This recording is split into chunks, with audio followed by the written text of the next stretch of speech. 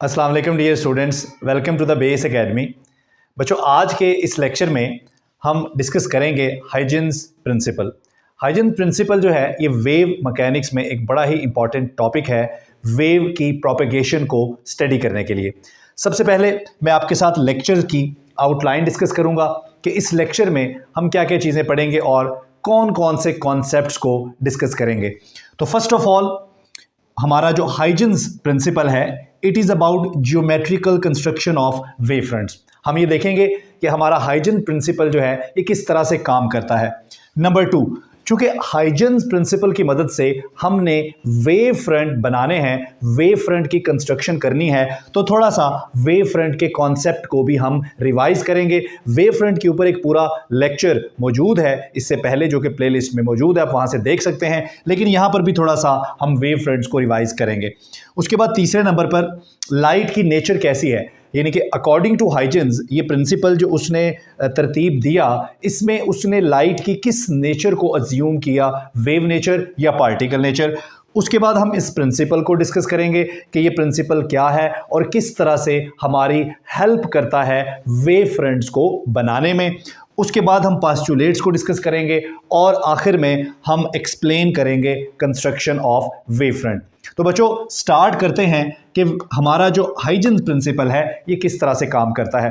तो Huygens principal जो है it is purely based on geometry, यानी कि ज्योमेट्री की मदद से। अब ये चीज़ आपको पेपर में MCQs के तौर पर पूछी जा सकती है। जो हाइजेंस प्रिंसिपल है ये ज्योमेट्री को इस्तेमाल करता है, जैसे आपने मैथमेटिक्स में ज्योमेट्री पढ़ी है, अलजेब्रा पढ़ा है, बिल्कुल ऐसे ही ये प्रिंसिपल जो है ये ज्योमेट्री को इस्तेमाल करके वेव फ्रंट्स को बनाता है।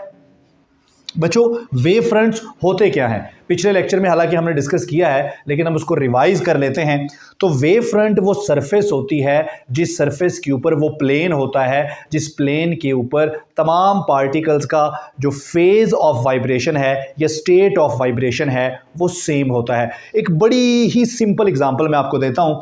मेरे पास एक साइनोसॉइडल वेव है, आप देख रहे हैं, और इस साइनोसॉइडल वेव में मैं कुछ पॉइंट्स सेलेक्ट करता हूँ। एक पॉइंट मैंने यहाँ पर सेलेक्ट कर लिया, एक यहाँ पर और एक यहाँ पर। आप देख रहे हैं ये पॉइंट 1 ये भी क्रस्ट है, पॉइंट 2 भी क्रस्ट है और पॉइंट 3 भी क्रस्ट है। तो ये वो पॉइंट्स हैं जिन पॉइंट्स के ऊपर जो भी पार्टिकल होगा उसका फेज ऑफ वाइब्रेशन सेम होगा, जो इस क्रस्ट पे होगा, जो इस क्रस्ट पे होगा, जो इस क्रस्ट पे होगा। तीनों क्रस्ट पे जो भी पार्टिकल्स होंगे उनके फेज ऑफ वाइब्रेशन सेम होंगे। अब इन तीनों पॉइंट्स को मिलाने के लिए मैंने इनके ऊपर एक टेंजेंट बना लिया। तो ये जो टेंजेंट है, ये जो लाइन है, ये लाइन एक सरफेस बन गई जिसको आप वेव फ्रंट बोलोगे। ठीक है जी, तो ये हमारा एक सिंपल वेव फ्रंट है, आप इसको प्लेन वेव फ्रंट भी बोल सकते हो। और वेव फ्रंट की अगर आपने डिटेल्स लेनी है तो उसका लेक्चर इसकी जो प्लेलिस्ट है हमारी फर्स्ट ईयर फिजिक्स की उसमें मौजूद है।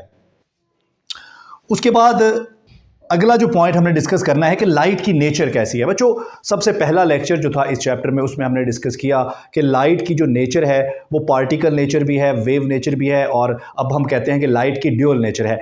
लेकिन हाइजेंस ने ये प्रिंसिपल जब तरतीब दिया तो उसने इस चीज़ को मद्देनज़र रखा कि लाइट वेव नेचर रखती है, लाइट की वेव नेचर है, उसने पार्टिकल नेचर को डिस्कस नहीं किया। और मज़े की बात यह है कि अगर हम अपने लॉज ऑफ रिफ्लेक्शन और लॉज ऑफ रिफ्रैक्शन को देखें, इसी तरह से इंटरफेरेंस को देखें, तो इन सब को इस वेव नेचर की बुनियाद पर एक्सप्लेन किया जा सकता है। इसी तरह से जब लाइट ट्रैवल करती है, जब लाइट प्रोपेगेट करती है, तो उस प्रोपेगेशन को भी इस प्रिंसिपल की बुनियाद पर डिस्कस किया जा सकता है। तो ये वाला जो प्रिंसिपल है ये किसके ऊपर बेस करता है? नंबर 1, ये तरीकाकार कौन सा इस्तेमाल करता है? ज्योमेट्री को इस्तेमाल करता है। ठीक है जी, ये किस चीज़ के ऊपर, किस कॉन्सेप्ट के ऊपर बेस करता है? ये वेव नेचर के ऊपर बेस करता है। तो ये चीज़ भी आपसे पेपर में एज अ MCQs जो है वो पूछी जा सकती है कि हाइजेंस प्रिंसिपल के अंदर लाइट की कौन सी नेचर ज़ेरे बहस है, और वो नेचर है वेव नेचर। उसके बाद अब आ जाते हैं जी प्रिंसिपल के ऊपर कि ये प्रिंसिपल क्या है। तो जैसा पीछे हमने वेव फ्रंट के कॉन्सेप्ट को बताया, तो ये प्रिंसिपल क्या कहता है? It is a geometric construction, यानी कि ज्योमेट्री की मदद से आप बना सकते हैं for determining the position of new wave front, ठीक है, यानी कि जो नया आने वाला वेव फ्रंट है आप उसको बना सकते हैं ज्योमेट्री की मदद से, अगर आपके पास नॉलेज है पिछले वेव फ्रंट्स का, यानी कि एक वेव फ्रंट का नॉलेज आपके पास है, उस नॉलेज से आप नए आने वाले वेव फ्रंट को कंस्ट्रक्ट कर सकते हैं, बना सकते हैं, आप उसकी पोजीशन बता सकते हैं और आप ये भी प्रिडिक्ट कर सकते हैं कि उसकी शेप कैसी होगी, प्लेन वेव फ्रंट होगा या स्फेरिकल वेव फ्रंट होगा। तो बच्चों इसमें अभी 2-3 चीज़ें हमने डिस्कस किए हैं कि ये जो प्रिंसिपल है ये किस तरह से काम करता है, ये किस कॉन्सेप्ट के ऊपर बेस करता है और ये एक्चुअली है क्या। तो ये सारी चीज़ें जो थी इस लेक्चर को, जो एक्चुअल प्रिंसिपल है उसको पढ़ने से पहले आपके नॉलेज को रिवाइज करने के लिए थी। अब हम चलते हैं बाकायदा इस प्रिंसिपल की तरफ और सबसे पहले हम इसके पास्चुलेट्स को डिस्कस करेंगे और फिर उन पास्चुलेट्स की मदद से हम वेव फ्रंट्स बनाएंगे, जैसे हाइजेंस ने हमें तरीका बताया कि ज्योमेट्री को इस्तेमाल करें, ठीक है जी, और मेरे जो पास्चुलेट्स हैं उनको देखें तो आप वेव फ्रंट बना सकते हैं। तो अब हम उन पास्चुलेट्स को पढ़ेंगे भी और वेव फ्रंट बनाने की कोशिश करते हैं। तो चलते हैं पास्चुलेट्स की तरफ। तो पहला पास्चुलेट क्या है? Every point of a wave front may be considered source of secondary wavelet, ठीक है, which spread out in forward direction. अब इस पास्चुलेट के 2 हिस्से कर लें। पहले हिस्से को एक्सप्लेन करते हैं। Every point of a wave front, आप वेव फ्रंट के हर पॉइंट को एक सोर्स कंसिडर कर लें। किसका सोर्स? वेव का सोर्स। बच्चों हमने पढ़ा था पहले लेक्चर में कि लाइट जो है जब अपने पॉइंट सोर्स से निकलती है, या साउंड जब अपने पॉइंट सोर्स से निकलती है तो वो स्पेस में 3 डायमेंशन में स्प्रेड होती है। तो किस तरह की शेप बनती है? इस तरह के स्फेरिकल वेव फ्रंट्स बनते हैं। ये पॉइंट सोर्स है और उस पॉइंट सोर्स से डिफरेंट टाइम के बाद, ठीक है जी, डिफरेंट टाइम के बाद हमने जब वेव फ्रंट बनाए तो आप देख रहे हैं कि ये स्फेरिकल वेव फ्रंट्स बन रहे हैं, ठीक है। लेकिन यहाँ पर आसानी के लिए मैं स्टार्ट कर रहा हूँ एक प्लेन वेव फ्रंट से। ये देखें जी, ए प्राइम, ये मेरे पास एक प्लेन है। इस प्लेन का हर पॉइंट, अब इस प्लेन के ऊपर आप मिलियंस ऑफ पॉइंट बना सकते हैं, लेकिन आसानी के लिए फॉर अंडरस्टैंडिंग मैंने सिर्फ यहां पर 3 पॉइंट्स ही बनाए हैं।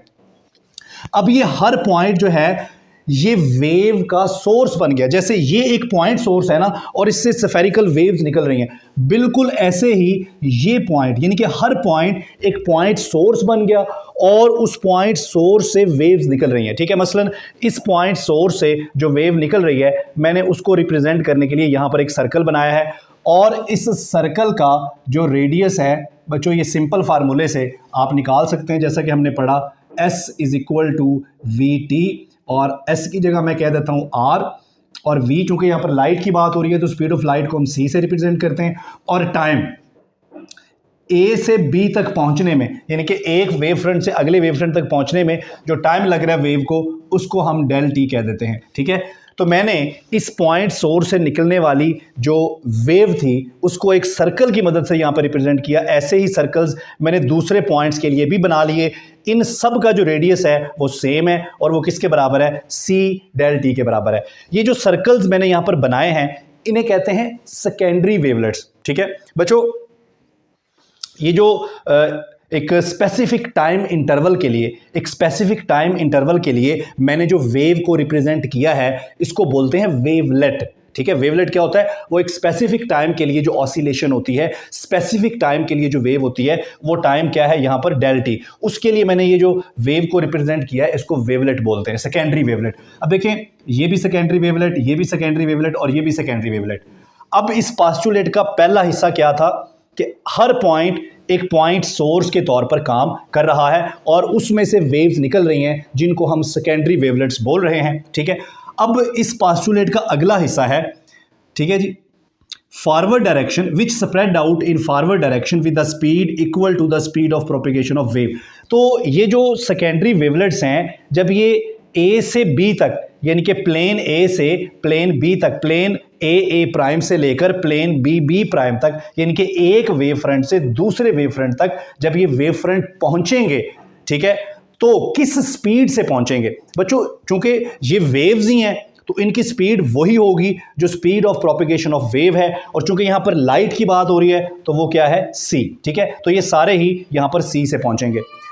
ये तो हो गया हमारा पहला पोस्टुलेट, यानी कि किस तरह से वेव फ्रंट के ऊपर मौजूद पॉइंट सोर्स का काम करते हैं और उनमें से फिर वेव्स निकलती हैं, जिनको वो जो स्पेसिफिक इंटरवल की वेव्स होती हैं उनको हम वेवलेट्स बोलते हैं, सेकेंडरी वेवलेट्स।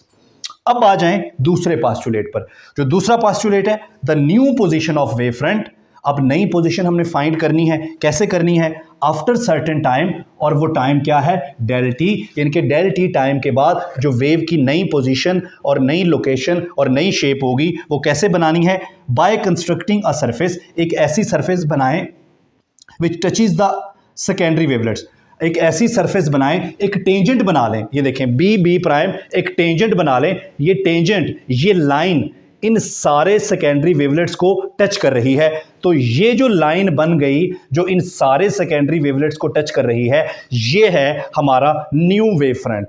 ये था हमारा ओल्ड वेव फ्रंट, उससे हमने क्या बना लिया, न्यू वेव फ्रंट। अब इसी कॉन्सेप्ट को आगे एक्सटेंड कर दें और एक और वेव फ्रंट भी आप बना सकते हैं। ठीक है, तो यहां पर जो मैंने आपको समझाने के लिए कॉन्सेप्ट लिया, मैंने प्लेन वेव फ्रंट्स लिए, लेकिन ऐसा नहीं है कि आप इसको दूसरे वेव फ्रंट्स पर अप्लाई नहीं कर सकते।